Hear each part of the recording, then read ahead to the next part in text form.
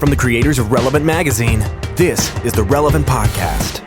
Here I am, give me something I can follow. So I can find my way out from the shadow. Raise your voices, the time is now or never. And if we have to fall, we'll fall together. It's the week of Friday, July 15th, 2016, and it's the Relevant Podcast. I'm your host, Cameron Strang, and this week's show is brought to you by a new sponsor I'm excited about, Israel. The country of Israel is sponsoring the show this week. If you've been thinking about your next travel adventure, the Israel Ministry of Tourism is inviting you to experience Israel for yourself. Wow. It seems like a pretty big... I thought Squarespace was like a very big deal. Yeah, now we have countries. Now we have all of Israel endorsing the show. It's pretty cool. Thank you. Yeah, it's pretty awesome. I feel very touched. I would love to go to Israel. Well, you can go to a website, israel.travel. And it will give you all the info you need to explore Israel. Israel is crazy. I've been there 3-4 times in the last few years. Mm-hmm. And it is such, like, no matter what kind of experience you want to have, you can have it. So if you want, like, modern, cosmopolitan, Miami Beach, luxury condo type thing, trendy, young, you go to Tel Aviv. That's right. If you want, like, to walk in the footsteps of Jesus and, like, it feel like it felt then, you go up to Galilee. Yeah. If you want to, like, do kind of archaeological tourism, you go to Jerusalem. I mean, you want to go out and, like, hang out in the desert with the Bedouins, you can. What do you just want to, like, watch some Netflix and just have some quiet? Well, then you'd go down to the Dead Sea. Oh. And you would lather up with the mud. It's like the lowest point on earth. You do the spa thing. Yeah. Then you go back to your little room and you'd just be all relaxed. You'd have the robe on. Wow. Yeah, whatever you want. Israel's got it. Israel.travel. Israel.travel. Go check it out. And the other thing about Israel, you'll discover amazing food. Some of the best food, because you got that, like, hummus and the Mediterranean, like, Lebanese influences and, like, Turkey. And, like, it's just, the food is unbelievable in Israel. I'm in. Yeah. Travel. Israel.travel. Go check it out. Israel, the land where anything is possible. Go to Israel.travel and discover the side of Israel you've never seen. There you go. Literally anything is possible. I mean, there's a lot happening in Israel. It's all happening. You know what, though? It's, like, easy to travel to. It's cheaper than you think. It's easy to get in and out. I mean, it's safe. It's a really great experience. Joy, have you ever been to Israel? I have, and I'm actually going in a month. Really? Yeah. Did you go over to Israel.travel to do your itinerary? Yeah, I'll book it all through there now that I know about it. Well, take pictures. Just a couple. People tend to do that. Yeah. Dude, I don't know what to say. Bring us back something. Hey, I'm just sitting here under an olive tree, just thinking. Yeah, bring back an olive. Feels like it won't make it, but when I did that, so down by Galilee, that area is known for dates. So I got a couple phone numbers while I was down there. I'm kidding. I came back and brought dates to people. Yeah. And then when I was up in the northern region, they have great olives. And so I brought back some olive oil from Israel. It's really delightful. Visited a vineyard, a winery. So Joy, maybe some dates or olive oil. I don't know. Yeah. I don't want to tell you what to get me. Yeah. You know what, Eddie, I'll just send you what I got. I went in 2006, I think it was. And this was totally like just a commercialized thing, but I fell for it. I bought a bottle of rosé from where Jesus turned water into wine. And I still have it. I was going to have it at the wedding, and then I forgot about it. I've been holding on to it for so long. So how have you been? Now you got to have it on your first anniversary with that piece of cake. Exactly. Except for we didn't have cake, but we will do that. Have you been storing it? Storing it in a cool, dark place? Yeah. Like on its side with the cork moisturized? I should have done that. It was always sitting on top of my fridge as like one day you will get married. Might want to toss that out. Yeah, because in your case, Jesus turned water into rubbing alcohol. You're not going to want to drink that, buddy. It actually is in the fridge right now because I was like, we have got to drink this. So I will drink it before we go to Israel and let you guys know how it is. Good luck. Like I said, I'm your host, Cameron, and today we have a very unique show. I'll get into that in a minute. But here with me, Eddie Big Cat Koffolds. It is nice to see you, Cameron. Nice to be across the table from you. On the Skype line from Portland, Oregon, Joy Eggerichs-Reed. Present. And not on a mic today, our producer, Chandler Strang. I'm here. There he goes. Okay, so I didn't say from our Orlando studios because the Orlando studios had the internet cut out on it today. But not cut out like in the literal sense. There was a wire hanging. Yeah, literally the wire that brings the internet into the building was severed. So it was not a quick fix. So we packed up as much gear as we could and came to my house. And so we are podcasting from a makeshift breakfast table studio today. It's lovely here. A nice cup of coffee. Jesse is on vacation. Another weird thing about this week because he needed time and space to recuperate from Trapped in the Cage, which he did last weekend. Yeah, I feel like we'll get more into Trapped in the Cage with him. But people that were watching it online, I think what they didn't really appreciate was the depth of depravity in him, because I'm even watching it online. I'm like, wow, everybody looks kind of tired, but Jess is standing up. And then I saw him in person, and it was, like, no joke, it was like a really, really awful. I was like, this dude did something for charity water. Like, this was an actual feat of strength.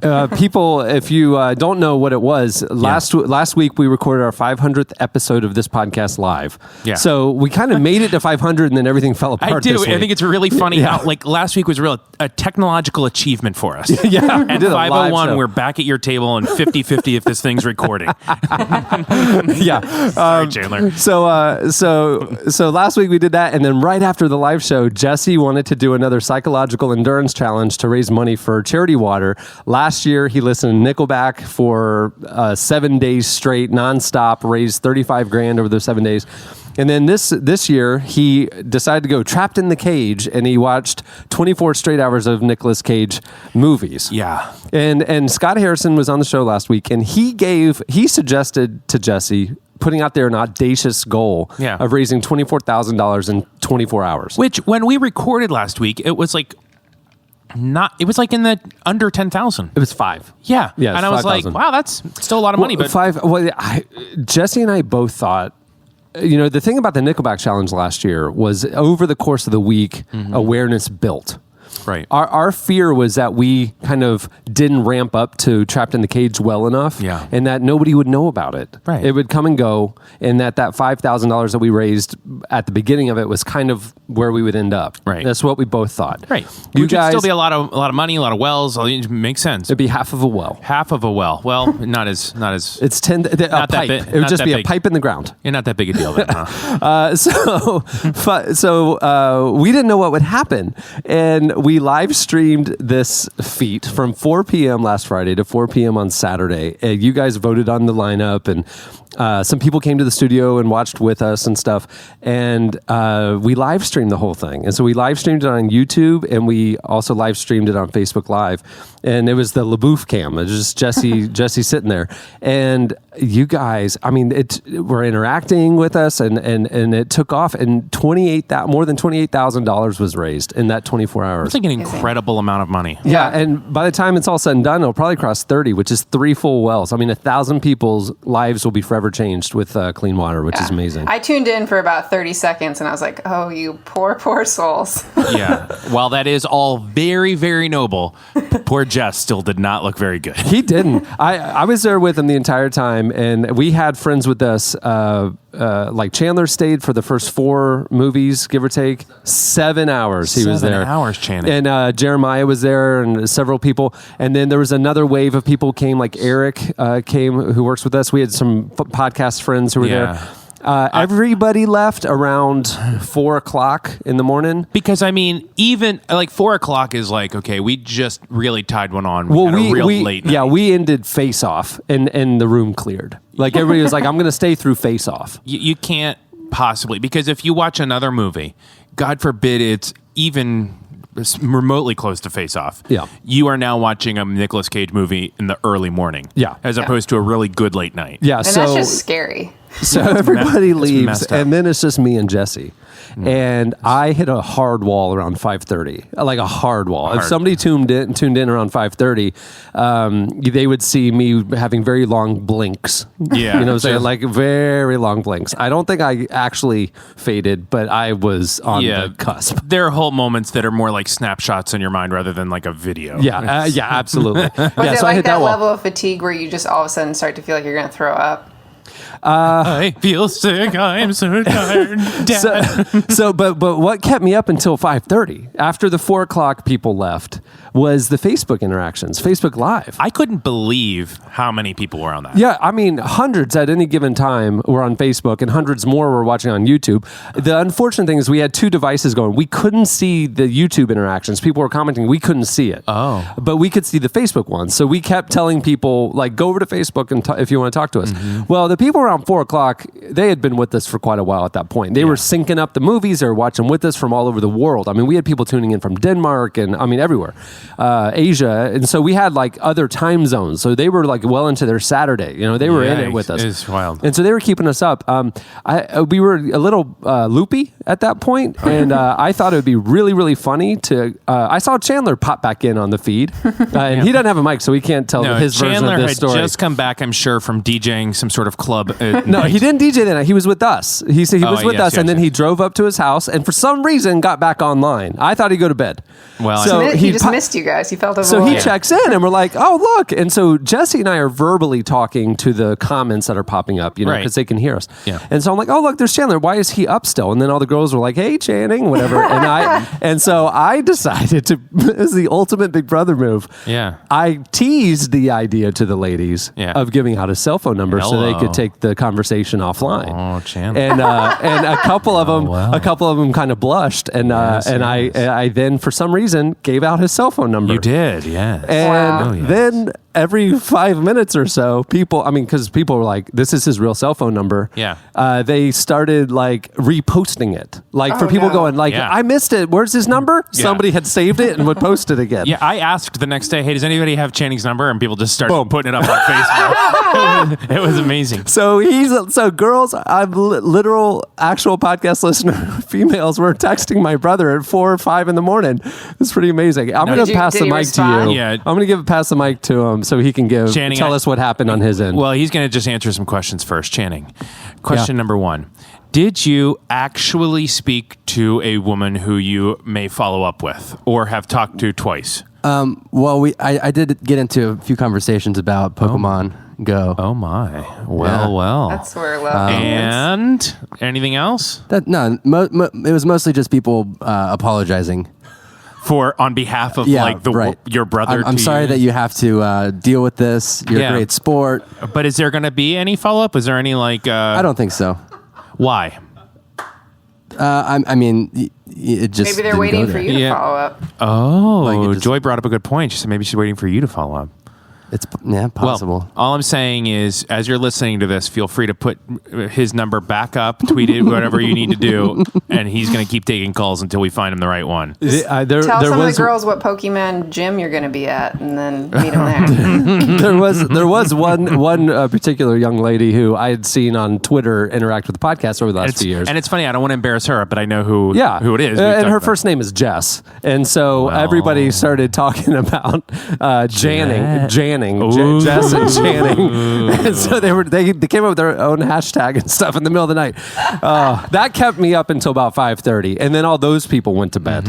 And so all of a sudden, then it's just me and Jesse alone watching some weird M. Night Shyamalan ripoff called Knowing. It was really slow and dark, and the room was dark, and we were hitting a hard wall. I don't know how he didn't fall asleep. Well, when I started fading, he saw that and like it amped him up. Yeah. Like so he started engaging people on Facebook more, and I kind of faded to the background. Yeah. And then I went maybe an hour, maybe about 7:30. I was like, I have got to rally. And so I went for a walk around the building. Yeah. And came back in. And then around then, podcast friends started showing up in the studio with us again. So then now I'm resuscitated. Yeah. And then he starts to fade. Yeah. So around maybe like 11 a.m. on Saturday, Jesse hits a wall like nobody's business. Yeah, real like hard. It's a brick wall. Real bad. Yeah, and so he's standing pretty much from 11 until 4 p.m. Yeah. He had to stand and whatever. And I'm like totally great at this point because it's daytime again. And Yeah. people are there with us. And you showed up for a solid 20 minutes. I thought that was a lovely contribution.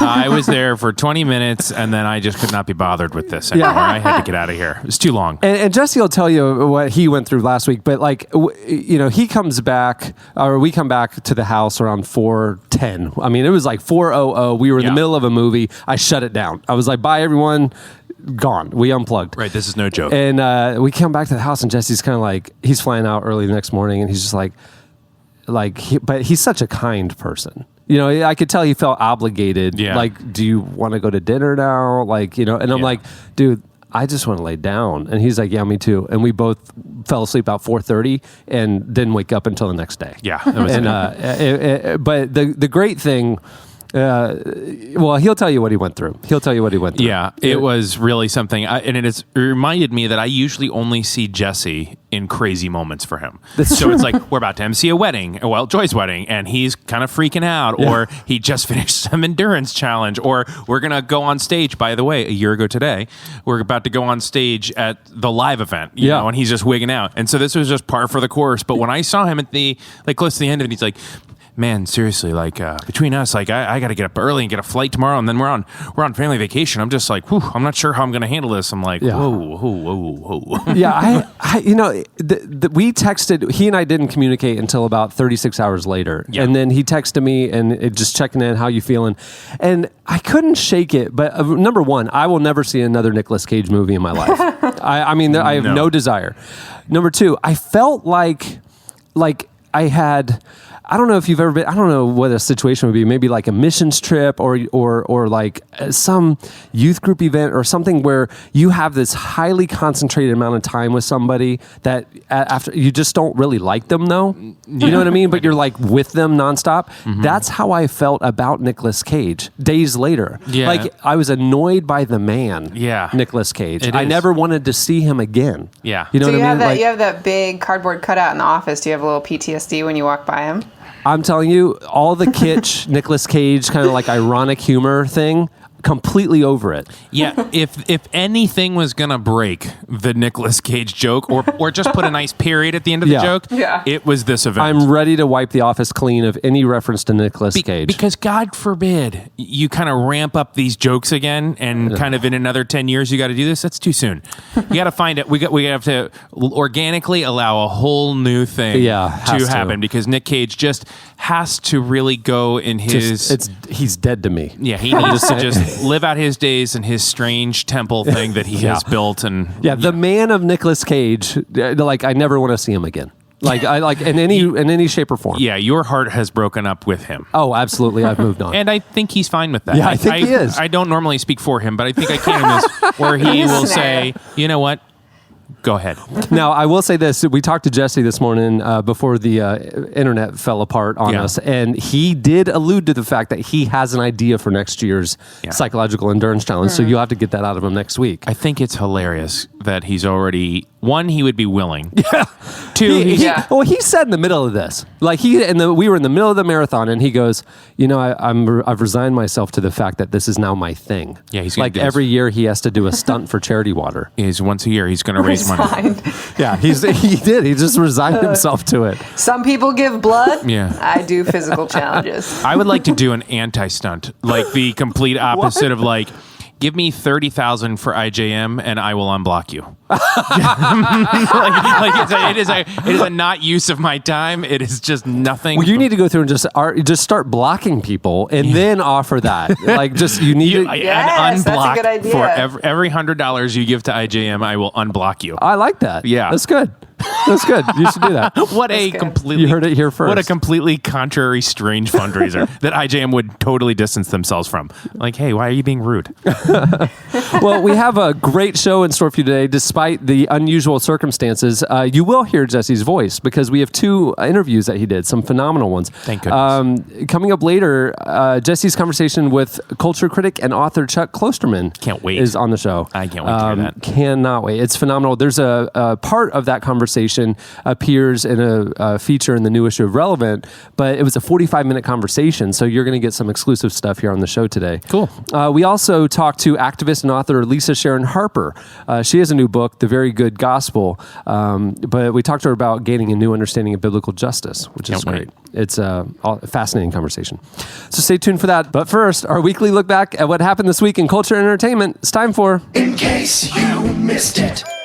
In case you missed it, this week, did you see Janelle Monáe, Chance the Rapper, Beyonce, Rihanna, Pharrell, Common, Bono, and other stars released a video called 23 Ways You Could Be Killed If You Are Black in America? I haven't. I've only seen it come up on a feed. I haven't watched it yet. Is it pretty powerful? Oh, I'll play a clip here in a second. But each celebrity reads the circumstances in which an African American was killed during a confrontation with police or while in police custody. Yikes. Here's a clip.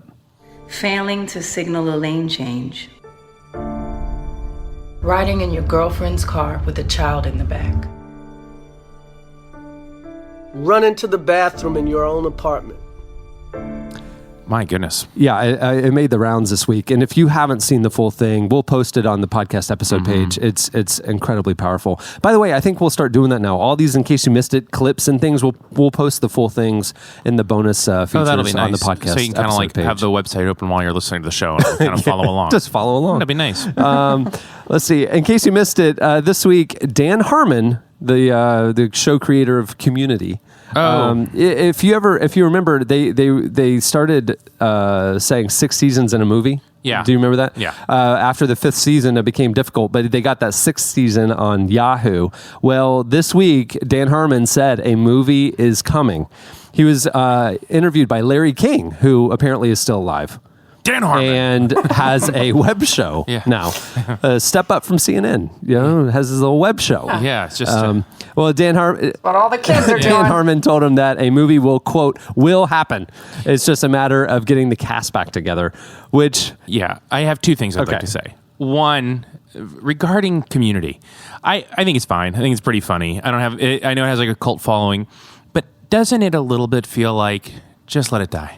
It had a good run, but like Go it was out on a canceled. high note. It's just it keeps everybody. Like, the story with Community is never like, oh, such a good episode. Did you see? The story is always, and we're bringing it back in yet another form. Like I always feel like Community just has to be let go. And the second thing is, have you ever heard about how Larry King tweets?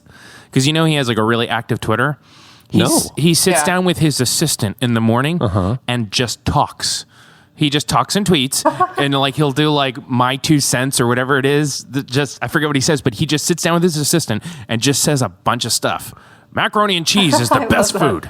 What? And then the assistant's job is to tweet all his junk out all day. See, that's so interesting to know because I'm like, this is officially his Twitter account, but his tweets were so kind of out of characteristic for who I envisioned him to be sitting there tweeting. But that's he said amazing. that he has never typed on any of this stuff. He doesn't even know how to log on to Twitter, but he knows he needs it. So he just talks out loud and somebody tweets for him.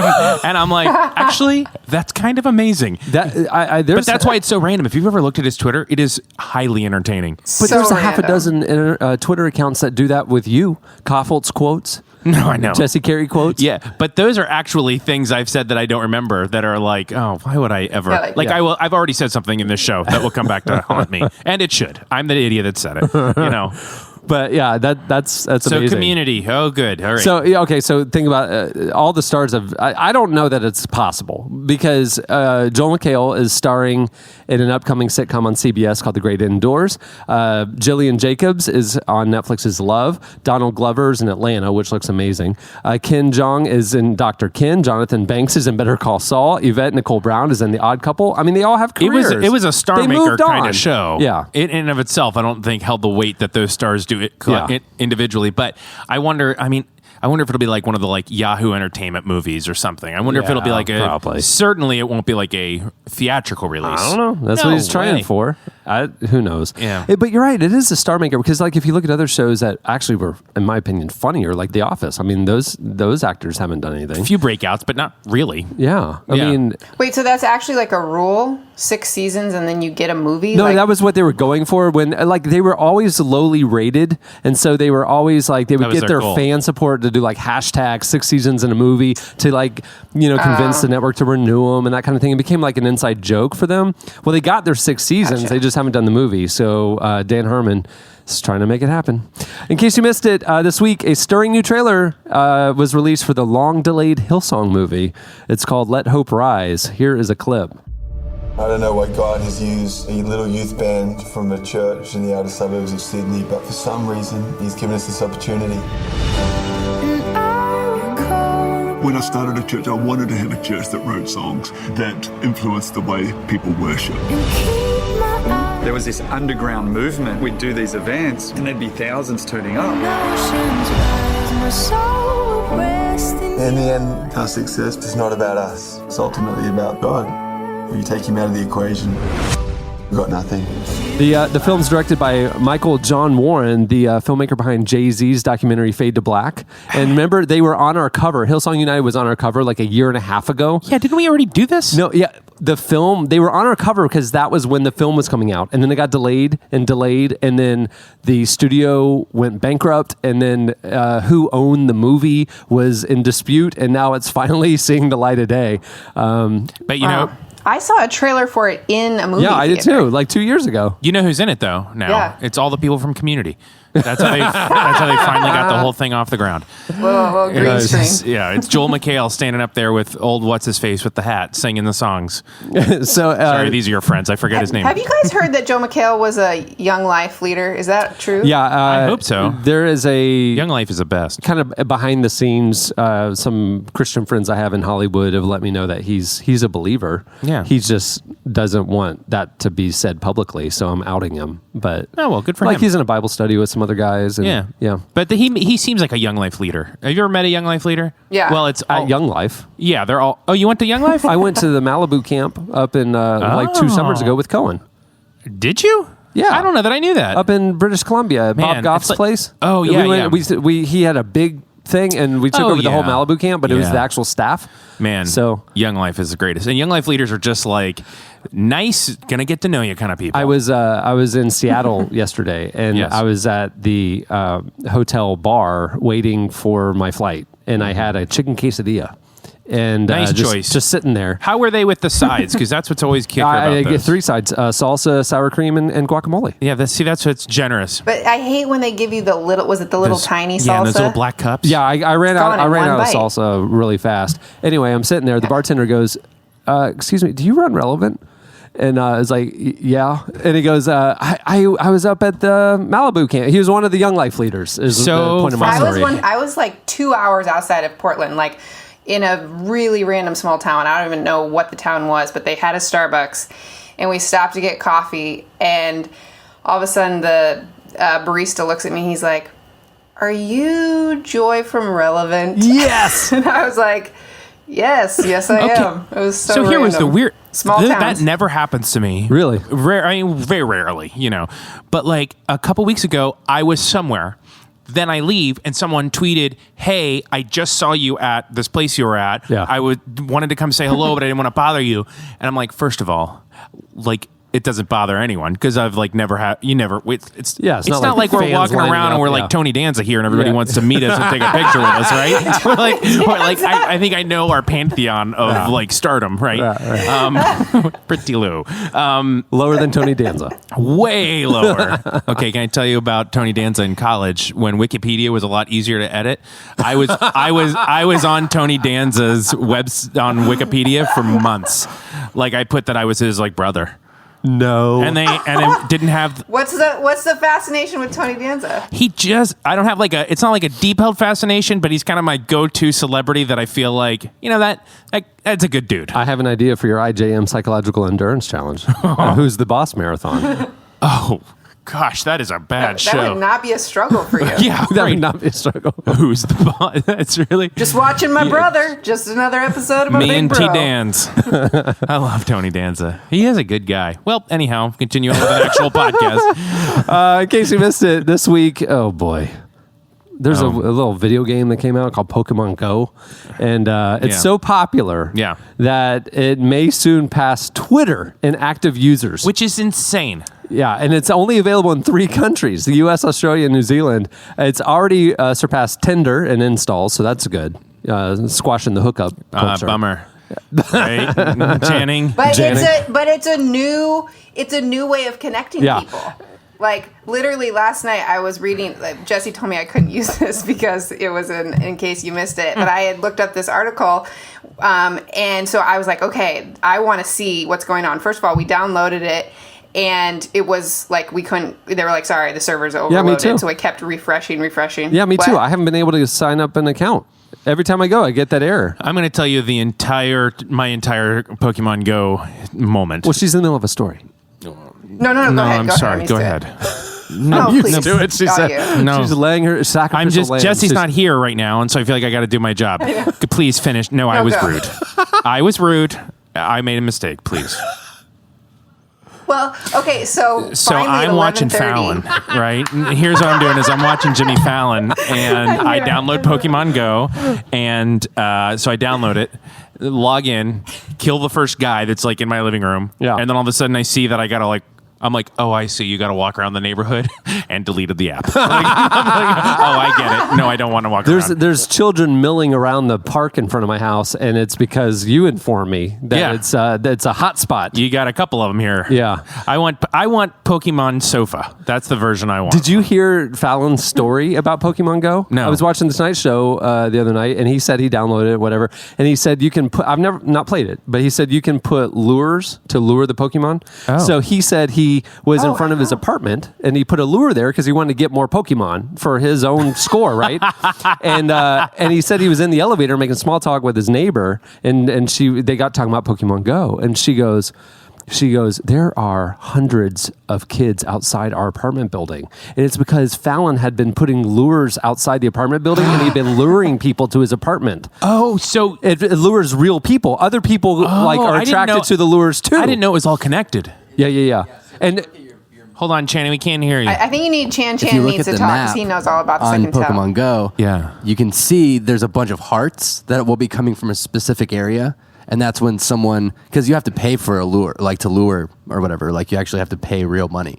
So it's kind of like a special thing. Oh, so Jimmy Fallon is like no big deal he's paying for it. Yeah, so like he would have, it would be like rare Pokemon are around where there's a lot of hearts. So that's, people see that on the map and you just like kind of go toward it. First of all, not knowing what it is. Okay, so is there a way outside of having a lot of money to get more Pokemon, or do you just literally have to keep walking and walking? Yeah, you don't have to pay for anything. It definitely makes it easier if you have money, but you have to just go to the Pokestops, get more Pokeballs, and then walk around a bunch. Yeah. Okay. And then so catch that's what them if you see happened them. last night. Literally, I kept refreshing it. I'm in bed. Yeah. Like, see, that's the thing. And is it's you gotta move. 11:30. What? You got to move. It's yeah. Oh, I know. But this was like 11:30. It finally uploaded. Like I finally made my character, whatever. Right. And then there was one in our room, and it was like instant addiction. Matt and I got dressed, went out at 11:30 at night, and walked all over our neighborhood. And at midnight, we're walking by, and we're all of a sudden the music is on. I hadn't figured out how to turn the music off yet. And we see like a grown man, like 10 feet away from us. And I'm trying to turn down the volume because he's just like standing there. And then all of a sudden we are walking by him and I'm embarrassed. And he just goes, I'm going to kill you. Yeah. And he goes, is this your gym? That's hilarious. He was waiting for us. It was bizarre. That's hilarious. Midnight. Last night I actually went to, there's 2 Pokestops near my house, and I was out of Pokeballs, so I drove to both of them. Oh, Cameron, can you please turn Channing off? This is just as nerdy a thing as I can ever. So what level? Ask him what level he's on. I'm only on Joy level wants to know 2. what level you're on, and I would like to answer. Nerd. He said 7. All right. Well, 2 things. Number one. I was walking down the street in Seattle yesterday, and a bar was trying to lure people inside by saying that we're a Pokestop. Come on in. Oh, I'm like, if liquor isn't going to draw you in, Pokemon, they're trying to get there's you in churches. there. There's and the slice is or this, in case you missed it, is Washington Post did a story this week about the Pokemon church phenomenon, and this is what it said: Pokemon Go is the latest technological advance to have a significant impact on church. Every church I've driven past since downloading the game has been a Pokestop, a location in the game where players can stock up on the Pokeballs used to capture the creatures. Other churches serve as gyms where players battle their best Pokemon. Many pastors and leaders are now trying to find the best way to connect with the players sitting on their doorsteps. Churches are using their signs to welcome local gamers inside. They're offering players free snacks, invitations into their services when they find the Pokemon. I mean, it's outreach. Yeah. And I can attest this because literally I went to 3 Pokestops last night, and one was Multnomah University, which is a seminary. Yeah. The second was a church, and the third was a cemetery. Ooh, creepy. Yeah. Okay, I want to just put a mental marker in this conversation. Yeah. Because this is one of these conversations that 10 years from now, people will quote and say like we hear it. When Yeah. we're like, remember when you guys were like all like freaking out because an iPhone existed? Yeah. This will be one of those conversations. Because I do feel like this is like a technological moment, whether Yeah. it's Pokemon or just these augmented reality, like our life is the game. Well, like we're gonna- the movie The Game with Michael Douglas. We're going to look back at the fact that we had to look at a phone screen to Yeah, say, that's then right. laugh at how archaic and crude this was, considering, in a decade it'll be like in our glasses and it'll Yeah. just be part of our actual Implanted. reality and stuff. And the chip. Well, it's so funny because even like a week ago, someone on Twitter was like, "Hey, Joy, this should totally be your slice," and it was about Pokemon Go, and I was like, "Yeah, whatever. This is nothing." And then Nintendo's this week, I'm like, "It's everywhere." Good for Nintendo though. They Yeah. have I forget what the number is, but it's insane. Overnight. They're just a huge business again. Yeah. I'm looking at it. Says that it surpassed Facebook for time spent by the users. That is nuts. It's crazy. And they're figuring out quickly how to monetize it. And okay, if you don't know after all that, if you still aren't sure why people care, here's a clip of Stephen Colbert explaining Pokemon Go.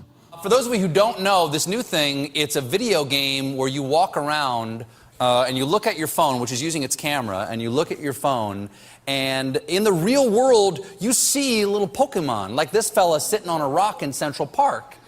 And it has revolutionized the way people almost get hit by cars staring at their phones.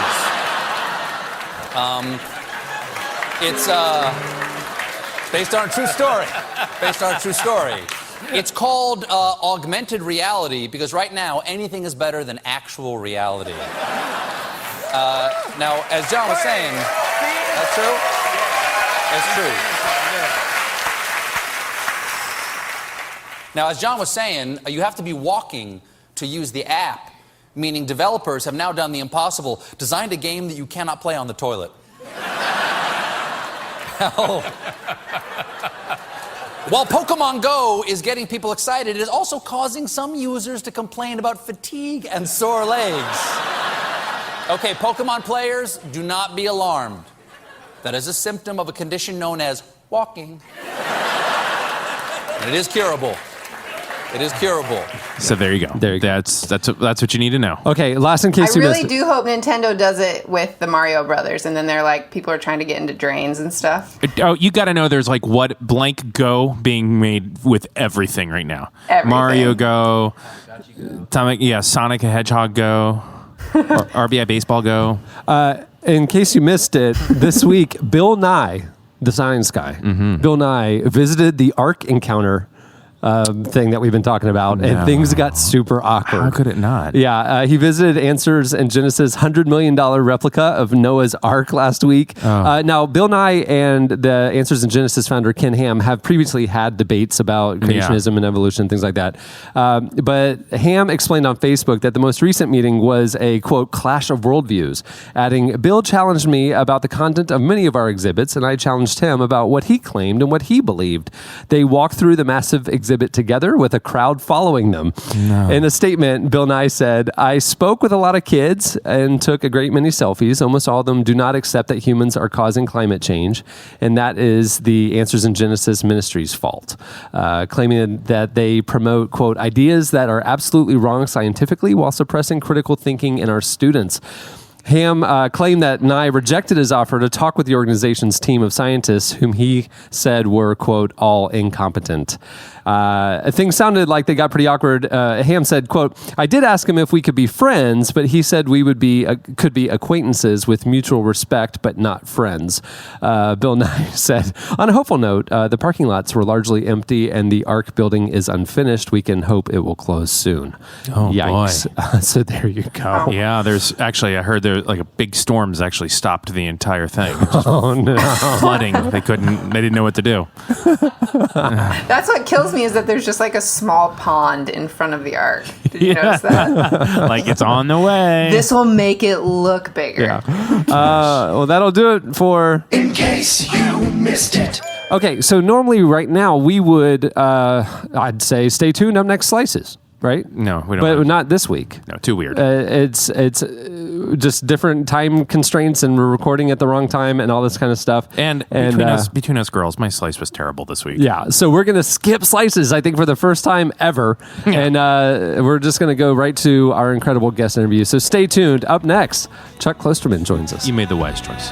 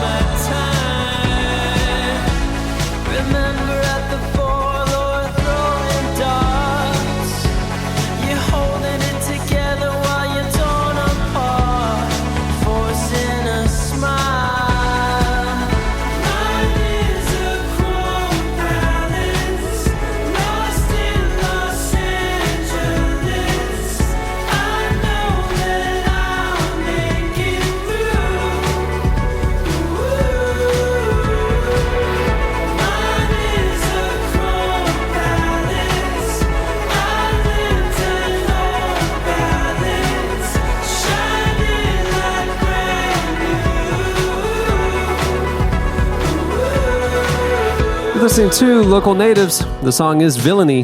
At the beginning of the podcast, you heard the Temper Trap. They're back with Fall Together. Chuck Klosterman is a writer, culture critic, and the author of 9 books, including his latest, But What If We're Wrong? Thinking about the present as if it were in the past. His writing, which looks at the deeper messages of pop culture, has appeared in outlets like GQ, Esquire, and Grantland, RIP, and other publications around the world. And he's profiled some of the most famous artists, thinkers, and athletes in the world, including Taylor Swift, Kobe Bryant, Bono, and Jonathan Franzen. We recently spoke with Chuck about the importance of humility, the danger of internet culture, and why we should all be open to challenging our idea of truth. Here is part of Jesse's conversation with Chuck Klosterman. We take for granted, and maybe it's sort of like that paradoxical relationship you were talking about between access to information and the harm it has towards discourse, because it seems like currently, like you said, we can back up any position we want, but that's actually that the access to information you would think intuitively would help discourse become more nuanced, but it seems to have the opposite effect. Yes, it does. It does. I think part of this might have to do with one thing that has changed in the 20-some years that I've been in journalism is this amplified distrust of objective reporting, which when I started was the main goal of being a journalist, was to try to go that if you went into a story, maybe you had biases, but as a journalist, your job was to be aware of those biases and to compensate for them. And that even though it was impossible to be perfectly objective, the goal was to attempt to get close to that.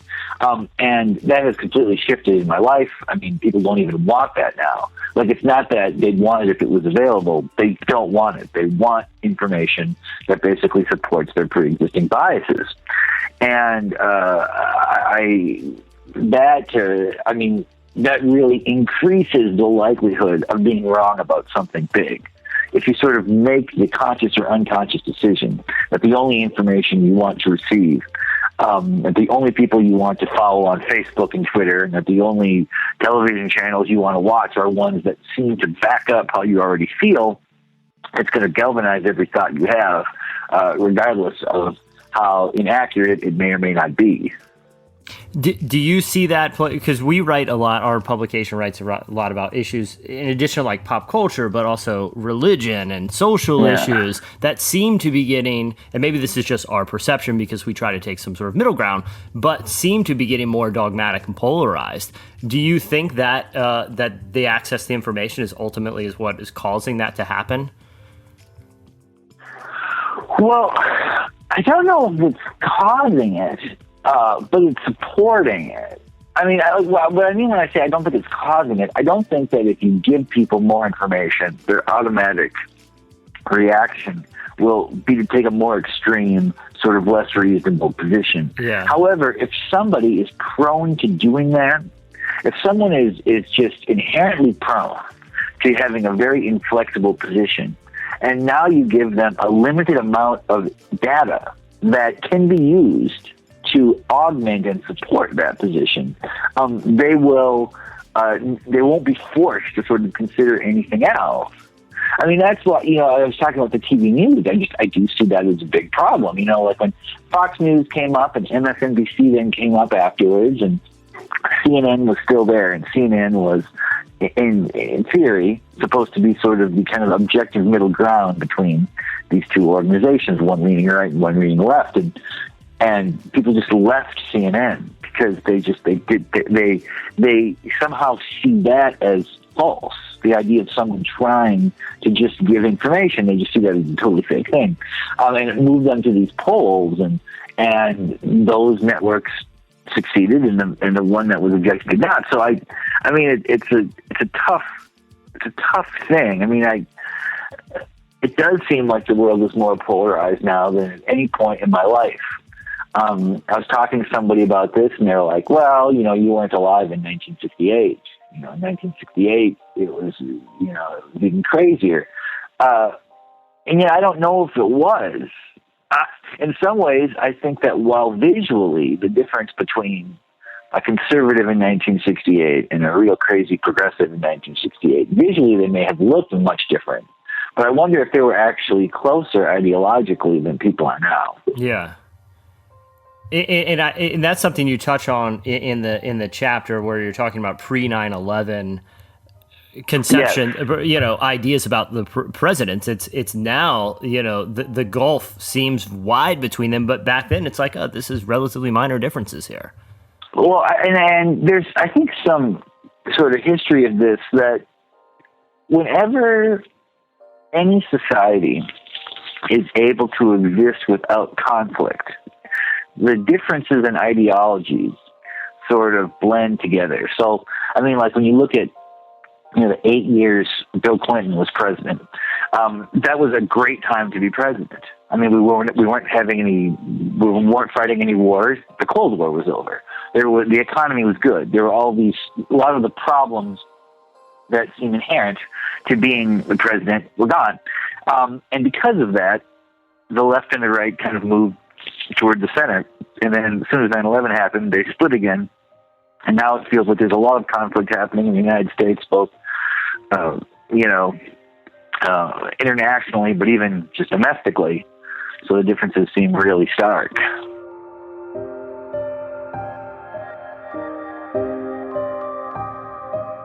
One of the ideas you set up early on is the concept of Klosterman's razor, which the hypothesis that reflexively accepts the potential wrongness to begin with, and I'm sure everyone to some degree does that when they think about new ideas. But when you started to employ this to the degree that you did for the book, has it changed the way that you approach big ideas and topics and things like that? Well, I hope it has. I mean, because the thing is, it's an easier thing to say than it is to do. Because when you have a big idea, the natural human impulse is to keep having that concept confirmed. Like, the idea of confirmation bias, that if you believe something, you will unknowingly start finding information that will support this, because you're already prone to any information that does that. I mean, like talking like in the section about rock music or whatever, it's like if somebody said to me, what artist from rock music will still be remembered in 500 years, I would still say, well, the obvious answer is the Beatles. The difference with this book is that I'm saying that since there's such a history of people being wrong about what seemed obvious, I have to sort of accept that the obvious answer is completely fallible. And if it doesn't happen, if the obvious thing doesn't happen, what's the unobvious thing that could replace it? And it's kind of a different kind of thinking because there's something that feels illogical about it. Because with every problem, you're saying whatever seems like the reasonable answer is the first one I have to discard. I mean, that was probably philosophically the hardest thing about that. About doing this. It's just that any time I dealt with a question, the first thing I had to do was sort of isolate what seems like the obvious response and then say, it can't be that though.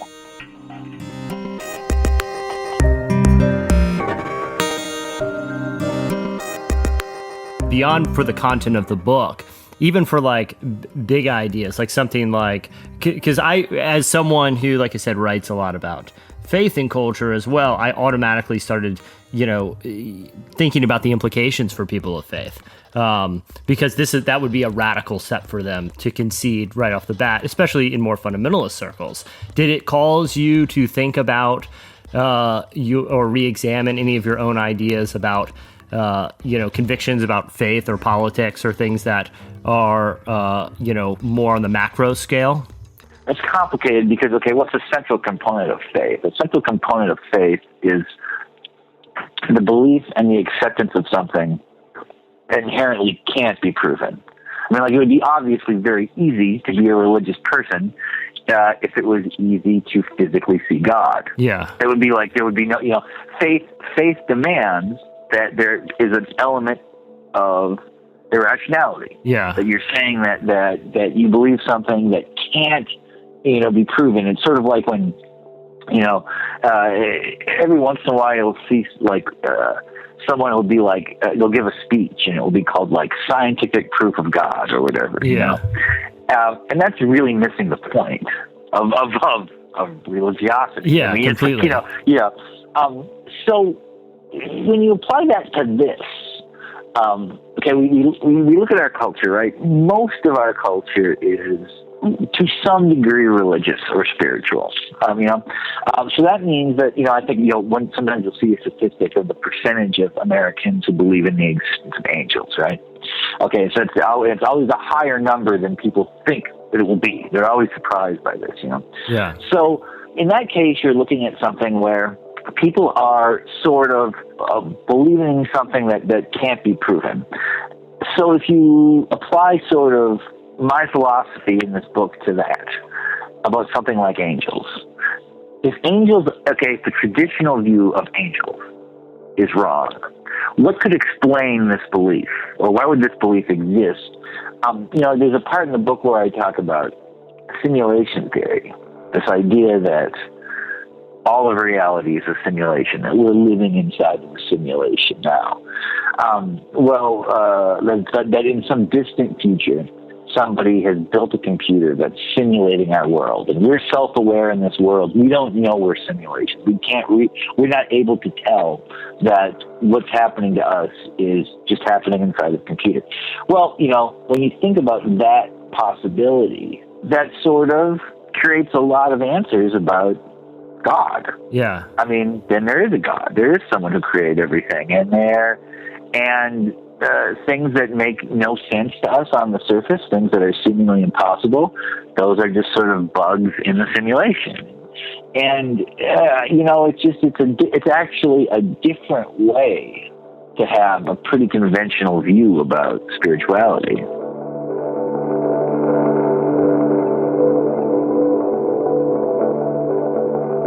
That section of the book was really interesting when you were talking back and forth between Brian Greene and Neil deGrasse Tyson. Did you walk away with that more leaning towards any of these a bit more non-traditional views of reality, personally, when they're talking about the multiverse, or you're talking about the simulation theory?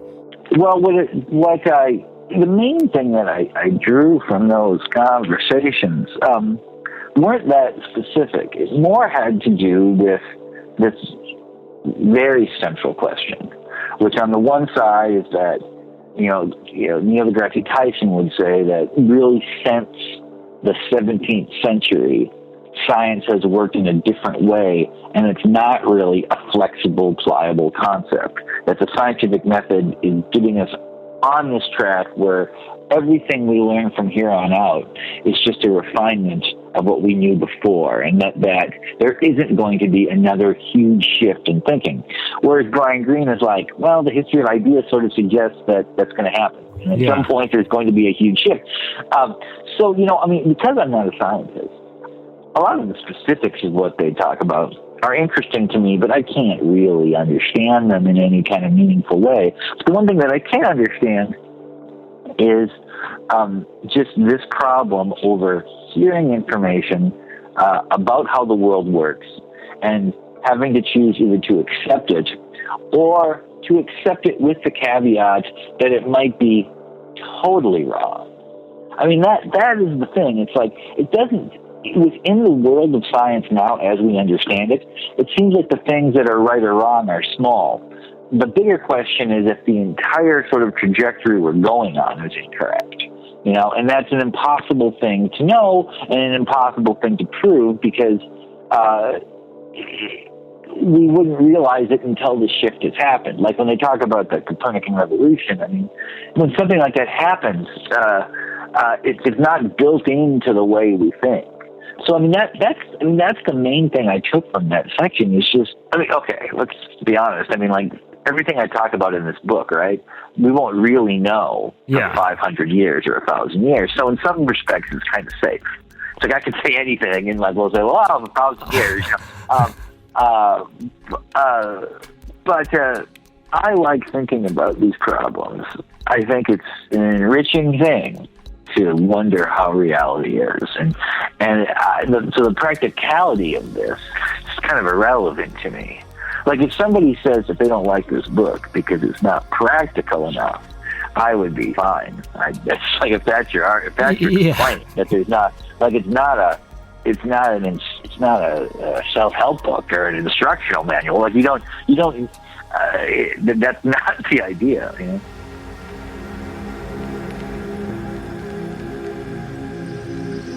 When you started to deconstruct a lot of previously held ideas in culture, maybe personally, based on this idea of how the future views the past, were there any conclusions that you ultimately found surprising? I think that when I wrote there's a section there about politics, and I was really forcing myself to sort of wonder, are we wrong about the value of democracy? Are we wrong about the value of freedom? It really dawned on me how socialized I have been to never question those ideas. Yeah. Because it was very hard. It's easy to write, in a way, to just say, well, maybe we're wrong about this. Maybe we're wrong about freedom. But when you really think about it, there's just part of your mind that says, no, this is the best value. This is the most important value. And then you ask yourself, why do I think that? And you realize that there's not an answer. It's just something that is so central to being raised in the United States that it's an obstacle toward just free thinking. Yeah. I think maybe, this book, really the last, from basically from Eating the Dinosaur to The Invisible Man to I Wear the Black Hat to this one, I think all four of those books are probably tied together by my realization that we can't think whatever we want. And we tell ourselves we can. We tell ourselves that we have freedom of thought. But we really don't.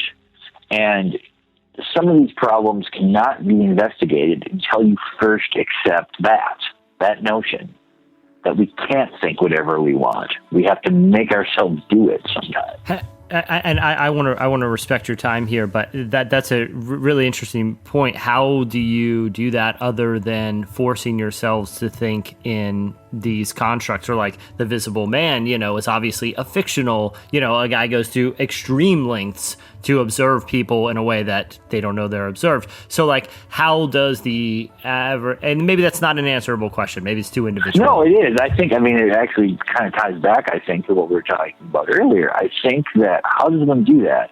Well, what you have to do is first understand how you feel and then start from the premise that I'm probably wrong about this.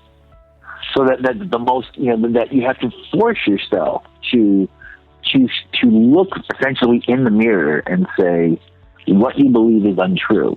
And you believe it so much that it's actually part of your identity. So there's something flawed with your identity. It's like,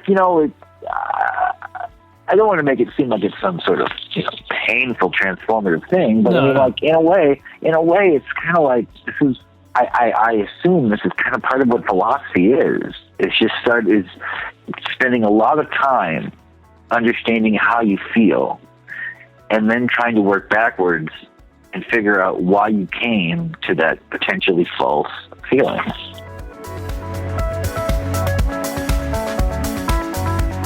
That was Chuck Klosterman. Make sure to read the article in the current issue of Relevant. It's out now. Stay tuned. Up next, Lisa Sharon Harper. Because you gotta believe, ain't no one can touch us now. History. Oh, you gotta believe, what can ever run away?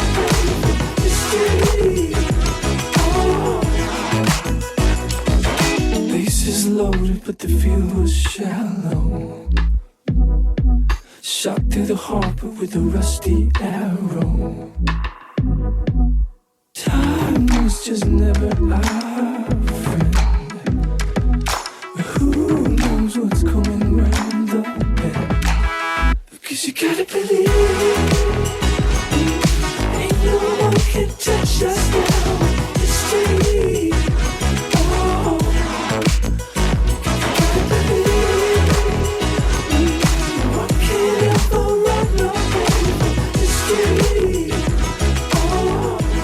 You're listening to Thomas Dibdahl. The song is History. It's featuring Coucheron. I misspelled probably most of those words. Lisa Sharon Harper is a writer and activist engaging the church in some of the most important justice issues facing communities around the world. Lisa was the founding executive director of the New York Faith and Justice, an organization at the hub of a new ecumenical movement to end poverty in New York City. She holds a master's degree in human rights from Columbia University and currently serves as the chief church engagement officer for Sojourners. We recently spoke to Lisa about her new book, The Very Good Gospel, and why the message of Scripture is meant to heal a broken world. Here is part of Jesse's conversation with Lisa Sharon Harper. I love the title, A Very Good Gospel. Thanks. Can you tell me a little, for our audience that may not be familiar with the concept, can you talk about the concept of the book and why you landed on that title in particular? Yeah, absolutely. Well, the book really came out of 13 years of exploration of Genesis. And in particular, Genesis 1 through 14, with a real focus on 1 through 3. And that came out of a journey that I took called the Pilgrimage for Reconciliation back in 2003. And I was just really struck at the end of that journey, which we were on the road for 4 weeks. For the first 2 weeks, we went over the Cherokee Trail of Tears and retraced the Trail of Tears. If you don't know what that is, that's a moment in our history when the American government forced 16,000 Cherokee people to leave their own lands that they had been there for up to 13,000 years. And they were forced to walk 800 miles in the snow to Oklahoma, where in the course of that journey, 4,000 of them died in this 800-mile journey. And so we did that for the first 2 weeks. And then the second 2 weeks, we retraced the African experience in America from slavery through civil rights. And I have to say, my understanding of the good news of the gospel was really wrapped up in the 4 laws. I mean, there's lots of different diagrams that we've used over the years. We've used the bridge diagram. We've used little circles. But the reality is that really when it came down to it, my understanding at that point of the good news of the gospel was, God loves me, but I'm sinful, and Jesus died for my sin. And so if I pray this prayer, I get to go to heaven. Very formulaic. Yeah, I mean, well, basically, it was also a very legal construct. It was very linear in its thinking, and very simple. But I imagined myself sharing that understanding of the gospel with my own ancestors who had walked the Trail of Tears and who had been enslaved in South Carolina and Kentucky. And I asked myself at the end of that journey, would my understanding of the gospel make them jump up and down and holler because it was so darn good? And I realized I could not share that gospel with them. Yeah. It was mute. It had nothing to say about the lives they were living or the oppression they were experiencing. It was mute. And I realized, man, if my gospel is mute in the face of the worst stuff that ever happened in our land, then maybe it's not so good. Maybe the news is not so good, or maybe it's just not good enough. So that's when I went on this really a 13-year journey through Scripture, trying to understand the biblical concept of shalom. And what I've come to understand is that the very goodness of the gospel is really wrapped up in the biblical concept of shalom. God's creation, having been created in relationship with each other, all parts of creation were created in interconnected relationship, and that those relationships are what God declared very good at the end of the 6th day. God said, Tov Me'od. This is Tov Me'od. And Tov Me'od, actually, the Tov is goodness, and the Hebrews understood the goodness, that kind of goodness, to experience, to be located between things, not in the thing itself. And the very is like forcefully good, overwhelmingly good, abundantly good, crazy, crazy good, right? So it's that is how we were created. That is what we were created for. That kind of connectedness to all things, including God. But our understanding of the gospel in the 20th century especially got reduced down just simply to our relationship with God. And sin got reduced to our imperfection within ourselves. But what I came to understand is that, if the very goodness that God was talking about in the very beginning was located between things, then sin is anything that breaks any of those relationships that God declared very good in the very beginning. It's not about necessarily our being imperfect. That's actually a very Greek understanding of sin, missing the mark of perfection in the archery term. Yeah. Right? But with the Hebrews, they would have understood sin to be anything that breaks relationships, that causes separation.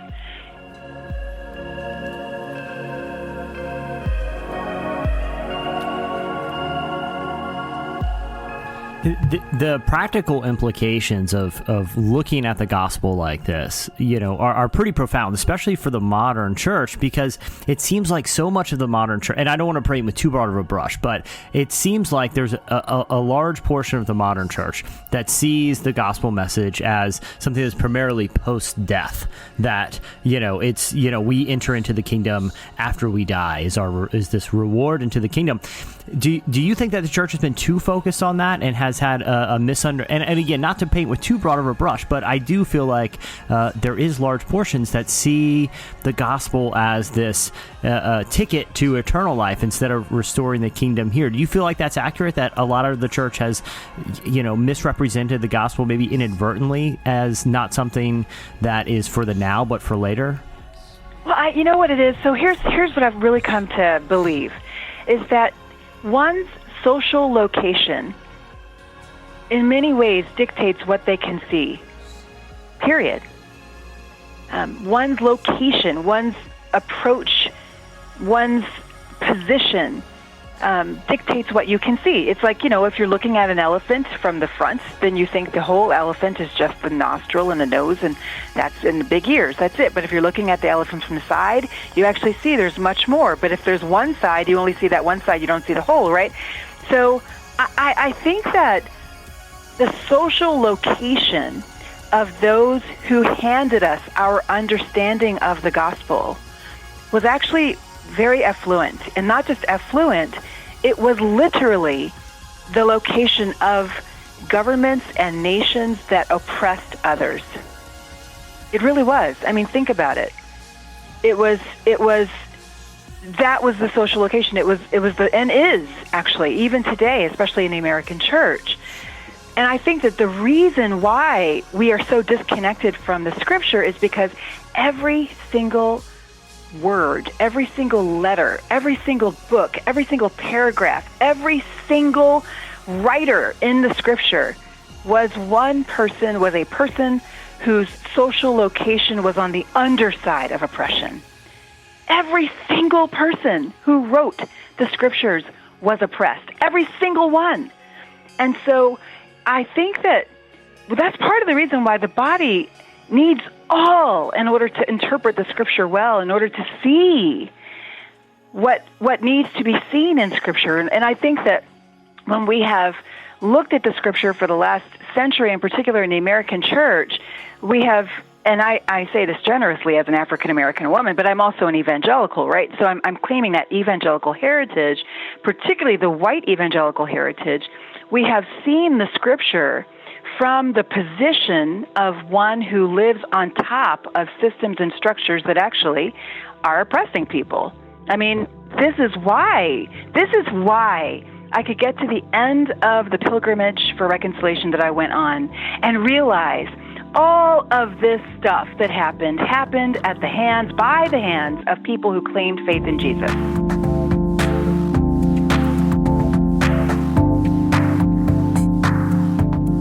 Do you feel like that in recent years, thanks to the efforts of the Black Lives Matter movement and a lot of different activists, there's a lot of people in the evangelical church that have woken up to systemic injustice and things that they may not even been aware of. Obviously, there's still an incredibly long way to go, but have you seen progress in the church in recent years in terms of embracing this vision of community that immerses, people of different backgrounds together? Yes, I actually have. And I'm so glad that you actually mentioned that, because I think that that's actually one of the most profound things that has happened for the church, to the church, for the church, over the last 4 years. And it really is since the rise of the Black Lives Matter movement, and that even the precursor of that was the Ferguson movement.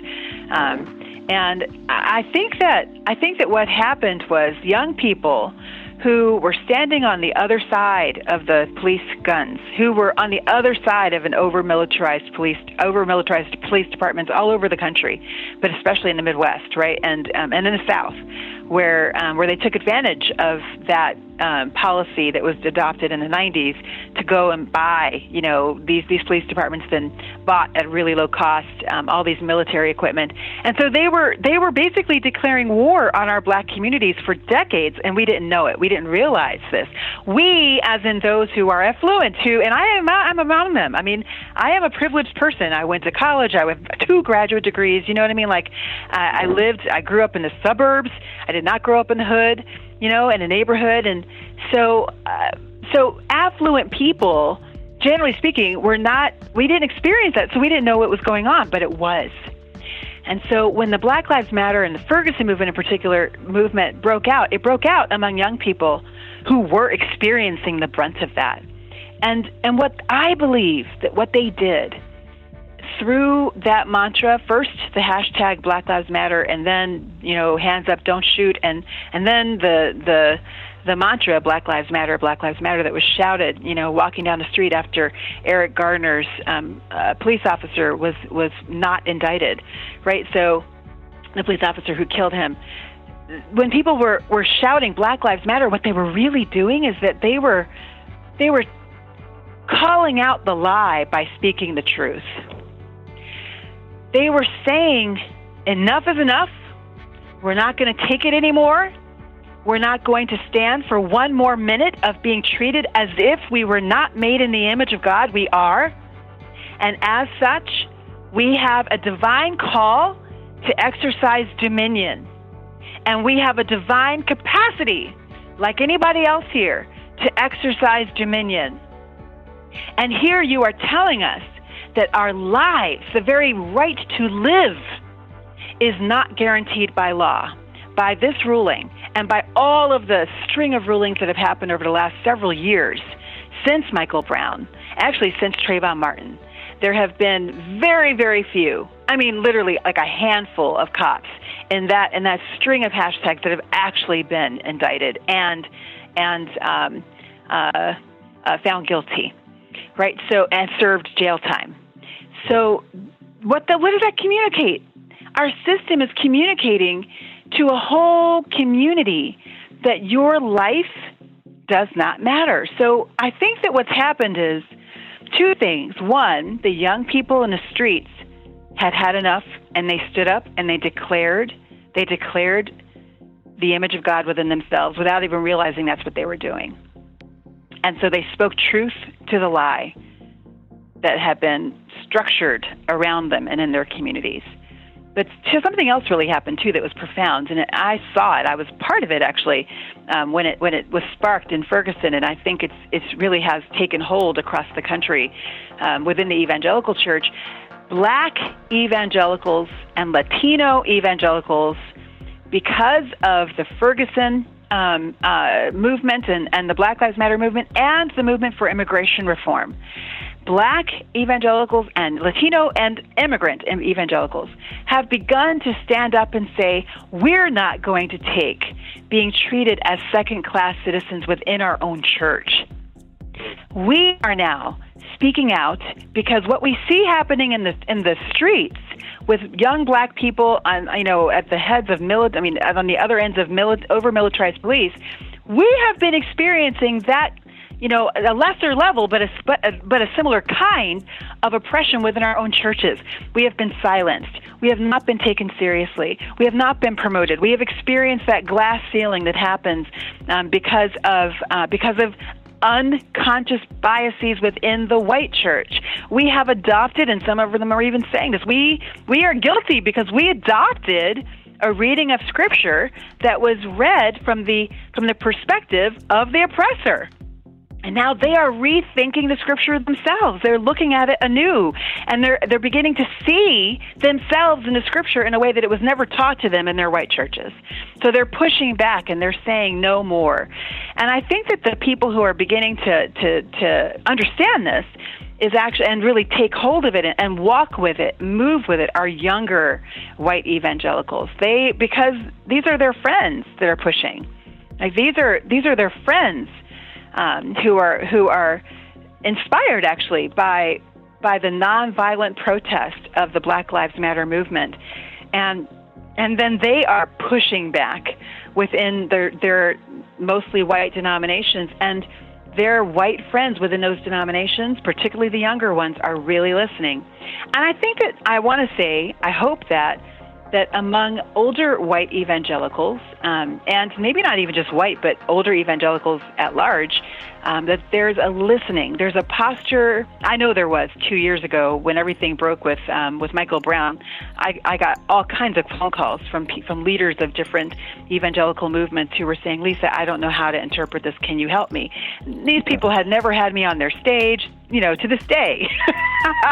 And, most people never know that we're connected, but they were calling saying, help me to understand because I don't have a clue what's happening here.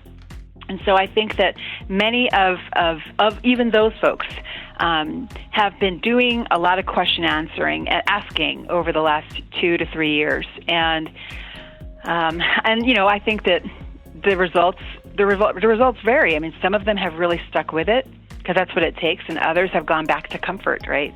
And gone back to securing their place in the world rather than actually trying to secure a better world. That was Lisa Sharon Harper. Make sure to check out her new book, The Very Good Gospel. It's out now. Take me to the cliffs, there is a boy hard to fish out and he's shaking. I walk close to the edge with this boy without a name. I'll try to save him. Take me to the cliffs, there is a boy hard to fish out and he's shaking. I walk close to the edge with this boy without a name. I'll try to save him. I walk close to the edge with this boy without a name. I'll try to save him. I walk close to the edge with this boy without a name. I'll try to save him. Takes me to the water, it's so clear now that he wants her. I walk away. You're listening to Lapsley. The song is Cliff from her new album. Make sure to check out the feature on Lapsley in the current issue of Relevant. She has a fascinating story. Okay, it's time for your feedback. I didn't listen to the live show because I experienced it. And so I don't know if we have any corrections and apologies. Usually when I listen later, I'll go, ooh. Okay, so nobody called us out for anything. No, they I had felt grace for us. Well, Oh, you need to apologize for the spoilers. I would like to say publicly that I do not apologize. And not only that, on Twitter, you doubled down and you started spoiling more stuff. Oh, yeah. I almost had to block you. You're out of control.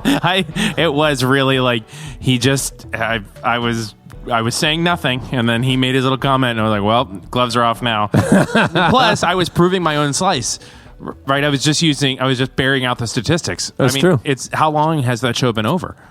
House of Cards they're still making Not them. over, but the last season. Oh, yeah, I mean, that's we've had ample time to figure out. Yeah, I was about to say it. I was about to give you the ultimate spoiler Please that would don't. literally just make you delete Netflix. I will not do that. So there you go. So that's our non-apology from Eddie.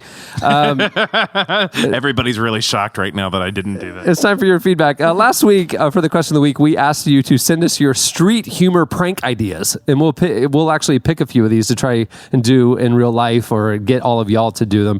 You guys went over to the podcast episode page at relevantmagazine.com, and you also hit us up on Twitter at Relevant Podcast with your street humor prank ideas. Here are a few of our favorites. All right, so Danielle commented, no, Kyle. I think he goes by Kylie.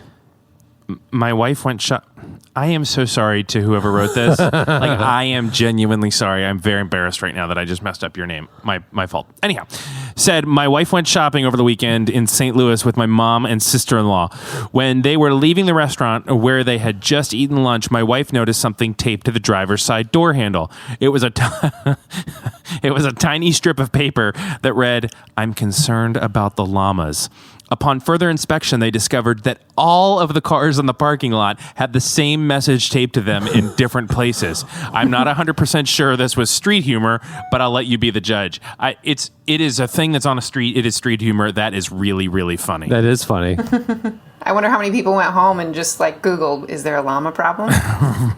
Right, or that phrase. I feel like I'm the only person that can read this one. Adam Brown said, every time I pass a small farm stand with a sign that says fresh eggs, I think it would be funny to add a sign underneath it that says, ask Betty. We also sell chicken eggs. As a woman in her mid-30s who wonders if her eggs are drying up, that's pretty funny. Oh, too soon. Poor Betty. At age 26 and a half, women's eggs start drying up. Okay, It's a all fact. right. Shame I. Okay, next thing. I'm going to have I got to represent. Okay. Can you somehow pause her? Just because it makes you uncomfortable, you guys, doesn't mean we can't talk about it. Okay. Let's go back to talk about Pokemon, though. Shane Hoffman, and Shane Hoffman said, I've always wanted to change the welcome signs when you enter a city, which I think is just a great little... Like what? Oh, well, the example Shane used was, we've had so many earthquakes here in Oklahoma lately that it would be fun to write, welcome to Stillwater, where the people and ground make you crack up. But I do... I don't know what it is, but in Winter Park, it always says, please drive with extraordinary care. Yeah. There feels like there's a joke there. Yeah. Right? It feels like there's something to just get a batch of stickers so that you just drive around. And get the same font and everything and just cover up a couple of the words with something else. I always think it's hilarious when people do public vandalism. Humorous public vandalism is really fantastic. Yeah, I agree. Yeah. Well, there's a bunch more. If you want to chime in, we'll have to confer with Jesse on what we end up doing because inevitably it'll be Jesse doing it. Yeah. So, oh no, this is So okay, it's time for this week's editorial question of the week. Hey. Okay, so obviously Pokemon Go. I mean, like Jimmy Fallon has a great story. People are getting hit by cars. Yeah, I feel like we got it. There's everybody's encountering people who are doing weird things because of Pokemon Go. That's not that great a story. The getting hit by a car. Yeah, no, I mean, I'm just bringing the Jesse element right now to the show. These are still real people. These are still real people. Right. So we want to know your most interesting or craziest Pokemon Go story so far. You can hit us up on Twitter at Relevant Podcast, or you can post yours on the podcast episode page. I will sit. Well, and Joy, go ahead. I'm curious. I will say that. I'd love to. That was just a joke, Joy. I really will be quiet this time. Go ahead. I know. I was waiting for it. I'm curious to know if people are pro or con, because of course I thought it was really dumb when I first heard about it. But one, in like a non-creepy way, you realize that people are out in their communities and they are starting to talk to people that they would normally probably walk by, and just the physical activity. Instead of kids sitting at home, or kids, myself, playing a video game, you're out walking around. So it's exercise. But you're staring at your screen the whole time. I haven't downloaded it yet, so I mean, you're talking to people. No, but when you get to those levels where you can go to the gyms or whatever they are, you interact with people. And, like, we walked by that guy, then around the corner there was a group of kids doing getting something out of their trunk, and at first we thought, oh, they're playing Pokemon Go. Then we're like, oh no, they're just regular students here. And then one of them had a Pokemon hat on, and we're like, yep, we could talk to them now about this. You can definitely tell when you see someone at the place that they're doing the same thing that you're there to do. They're because you make eye contact. Yeah, you're like you. Josh Molina wrote. You remember Josh Molina from The West Wing, and he's on Scandal now. He's an actor. He wrote a funny tweet. He said, "I was playing Pokemon Go and nothing happened because eyes." Like, that's right. Just look around. People are falling off. People fell off a cliff. Are you serious? Oh yeah. Well, hey, you could call in or write into a question of the week and tell that story. No, I believe it was on your website. I believe it was on Relevant. I think I just saw it. Someone fell off a cliff. Anyway, hilarious stories, but not the death ones. Well, on that note, we will wrap things up. Many thanks to our show sponsor, Israel. Go to Israel.travel and discover the side of Israel you've never seen. I'm telling you, go check it out. It's phenomenal. Everybody should go to Israel. I'm saying that just as a personal experience. It's something everybody should do at some point. I would really like to go to Israel. Yeah, let's do it. Many thanks to our guests. Chuck Klosterman, make sure to check out his new book, But What If We're Wrong? It's a fascinating look at truth and what we know to be true, and makes you kind of rethink everything. Thanks also to Lisa Sharon Harper, one of our favorite authors. You can follow her on Twitter at Lisa Sharper, and her book is The Very Good Gospel. Go pick it up. And subscribe now. Relevant Magazine, we're working on our September issue. It's in design now. It's shaping up to be one of the best. It's going to be a great issue. So if you subscribe now at relevantmagazine.com, you'll definitely get it. And the new issue with Andra Day on the cover is out now. It's on newsstands nationwide. Go check it out. I think you'll like it. Yes. Well, on that note, we'll wrap it up. I'm Cameron Strang. I'm Eddie Koffoltz. I'm Chandler Strang. I'm Joy Gertrude. And they'll see you next week. I'm not going to be here. I'm going to be on a boat with my kid. But I may call in, check in on you guys. Mm-hmm. But Jess will be back, and we'll see you next week.